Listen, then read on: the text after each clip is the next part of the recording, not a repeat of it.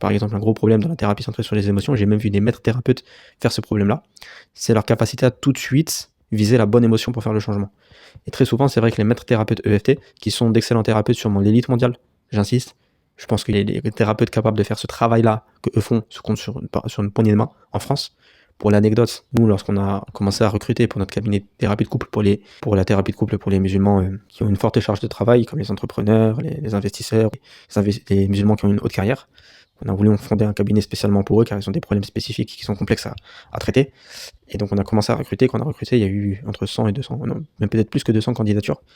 Et moi, j'ai cherché sur tout Internet, sur toute la France, un seul musulman calé dans la thérapie centrée sur les émotions. Je trouvais qu'un arabo-musulman qui était fortement calé, un Libanais, qui d'ailleurs a accepté de travailler avec nous, alhamdoulilah. Et lui, effectivement, là, ça sentait. C'était des conversations très agréables entre lui et moi, parce qu'on se sentait tout de suite, on voyait tout de suite la maîtrise. Tandis que, après, j'avais rencontré une sœur, qui d'ailleurs avait étudié à l'étranger, qui n'était pas une française, mais qui restait francophone et qui avait l'air plutôt bonne, plutôt talentueuse.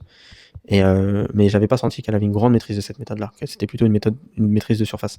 Donc, en vérité, c'est rare des thérapeutes qui maîtrisent cette méthode-là. Donc, au moins, quand je parle de maître thérapeute pour la thérapie centrée sur les émotions, je parle de vraiment des gens qui sont proches de l'élite mondiale. Et c'est vrai que j'ai déjà capté qu'ils sont très forts pour ramener l'émotion en session, faire ressentir l'émotion en session, mais c'est vrai qu'il leur manque cette précision-là, parce que j'ai même vu que eux, des fois, après avec le temps, ils développent ce flair, ils arrivent plus ou moins à sélectionner la bonne émotion sur laquelle travailler, mais c'est vrai que c'est une erreur qu'ils partagent et qu'ils font encore, qui est que parfois ils vont travailler sur la mauvaise émotion.